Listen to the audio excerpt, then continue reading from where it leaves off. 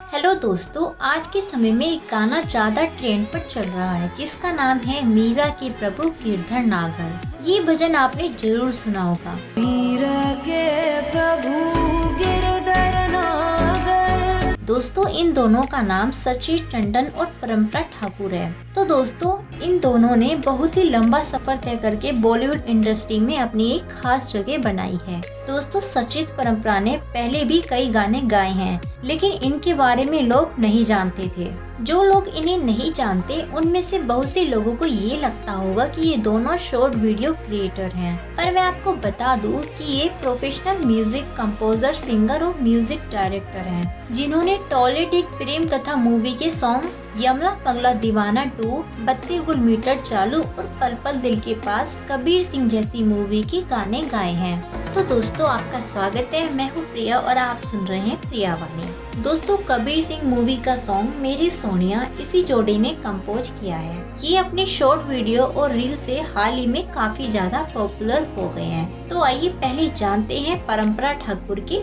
बारे में।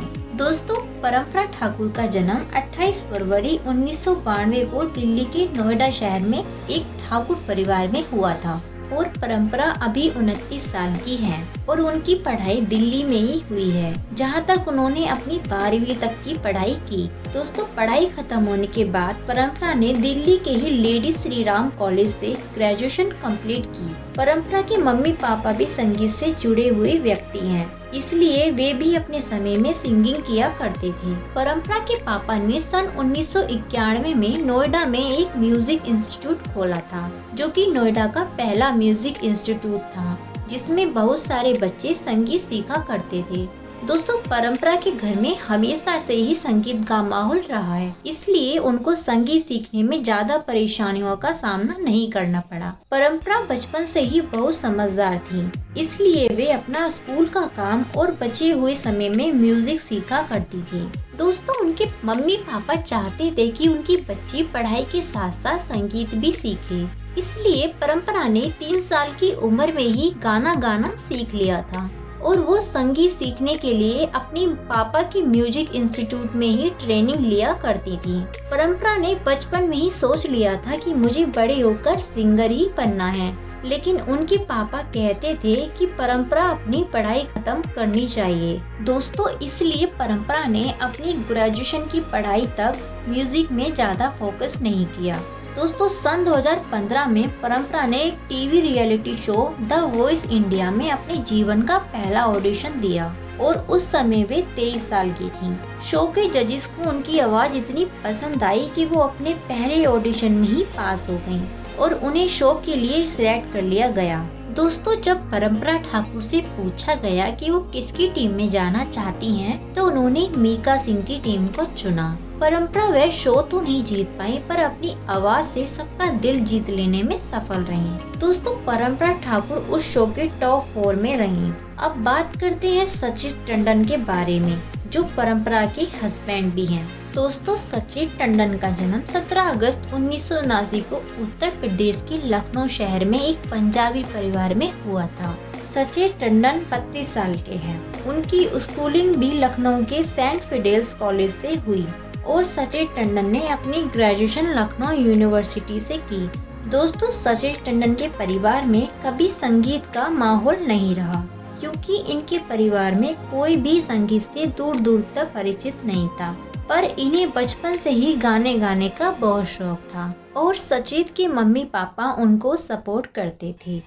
सचिन ने भी परम्परा की तरह ठान लिया था कि उन्हें बड़े होकर सिंगर ही बनना है। सचिन स्कूल की पढ़ाई के साथ साथ संगीत सीखने लगे थे। उनकी संगीत में बहुत ज्यादा रुचि थी, इसलिए उन्हें संगीत सीखने में ज्यादा समय नहीं लगा।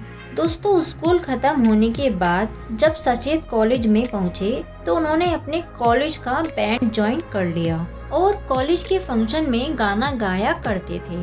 दोस्तों, उन्होंने कॉलेज की पढ़ाई के साथ साथ काफी जगह ऑडिशन देना शुरू कर दिया था, पर वो हर जगह असफल रहे, जिसके कारण वे काफी निराश हो गए थे। द वॉइस इंडिया शो में जाने से पहले कई ऑडिशन में रिजेक्ट होने के बाद उन्होंने सोचा कि ये मेरा लास्ट ऑडिशन है मैं इसमें भी फेल हो गया तो उसके बाद गाना गाना छोड़ दूंगा। तो उन्होंने डिसाइड किया एक बार और कोशिश कर लेता हूँ। ऐसा सोचकर सचेत टंडन ने द वॉइस इंडियन शो में ऑडिशन दिया और उनकी कड़ी मेहनत के कारण जजेस ने उनको सिलेक्ट कर लिया। दोस्तों यही वो शो था जिसमें परंपरा ठाकुर भी सिलेक्ट हो गई थी और इसी शो में पहली बार दोनों की मुलाकात हुई थी। सिलेक्ट होने के बाद सचेत ने हिमेश रेशमिया की टीम को चुना और शो के सेकंड रनर रहे। दोस्तों इसी शो में इनकी लव स्टोरी शुरू हुई। द वॉइस इंडियन शो के टॉप 4 में जब ये दोनों पहुंचे तब सचेत किसी से बात भी नहीं किया करते थे।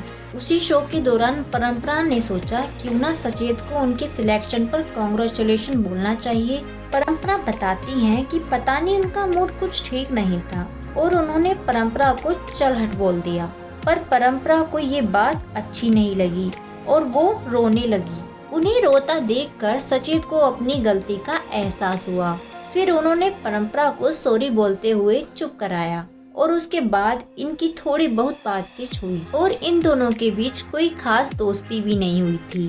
शो खत्म होने के बाद दोनों अपने घर चले गए। फिर उसके 6 महीने बाद मीका सिंह ने एक पार्टी रखी जिसमें सचेत परंपरा भी आए थे। काफी समय बाद जब दोनों मिले तो उनके बीच काफी बातें हुई, जिसके बाद वे आपस में काफी घुल मिल गए। उस रात एक साथ बिताने के बाद वो वापस अपने घर चले गए। कुछ दिनों बाद दोनों ने प्लान बनाया कि हमें मुंबई जाकर कवर सॉन्ग और एल्बम सॉन्ग बनाकर अपने करियर को आगे बढ़ाना चाहिए। दोस्तों उसके बाद दोनों मुंबई गए। दोनों ने कवर सॉन्ग के लिए मेहनत करी।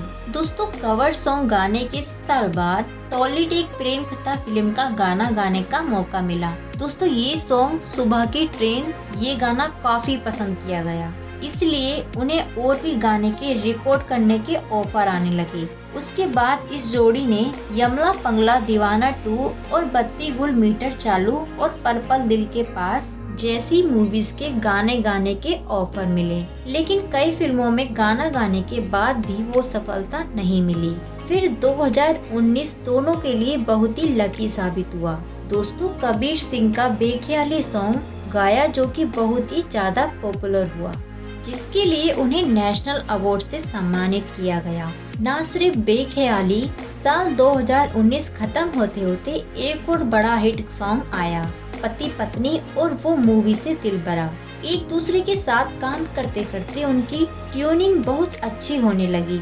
दोस्तों सचेत बताते हैं कि परंपरा उनकी बातें बिना कहे समझ लेती थी। सचेत और परंपरा ने बहुत लंबे समय तक काम किया और एक दूसरे को अपना बनाने का फैसला ले लिया और 27 नवंबर सन 2020 को दोनों ने शादी कर ली। दोस्तों इनका एक YouTube चैनल भी है जिसका नाम है सचेत परंपरा, जिसमें 1.45 मिलियन सब्सक्राइबर हैं। तो आइए जानते हैं सचेत और परंपरा की कुछ इंटरेस्टिंग बातें। सचेत की फीमेल फैंस वॉल्यूम बहुत अच्छी है। दोस्तों परंपरा बताती है कि सचेत अपनी शादी में इतना बिजी हो गई थी कि खुद तैयार होना भूल गए। फिर परंपरा ने उन्हें याद दिलाया कि हमारी ही शादी है। इंस्टाग्राम पे इनका एक जॉइंट अकाउंट है जिसमें इनके 1.2 मिलियन सब्सक्राइबर हैं। दोस्तों सचेत के ऑफिशियल इंस्टा पेज पर 1.8 मिलियन सब्सक्राइबर हैं और परंपरा की 1.9 मिलियन सब्सक्राइबर हैं और ये संख्या तेजी से बढ़ रही है। तो दोस्तों ये थी इनकी म्यूजिकल लव स्टोरी और लाइव स्टोरी सचेत और परंपरा की। तो दोस्तों आज की वीडियो में इतना ही। हम आशा करते हैं कि आगे भी बहुत कुछ अचीव करें और मान सम्मान हासिल करें और आप लोग भी हंसते रहें, मुस्कुराते रहें। दोस्तों आपको ये वीडियो अच्छी लगी हो तो लाइक, कमेंट, शेयर जरूर करें और हाँ सब्सक्राइब करना ना भूलें। Okay bye.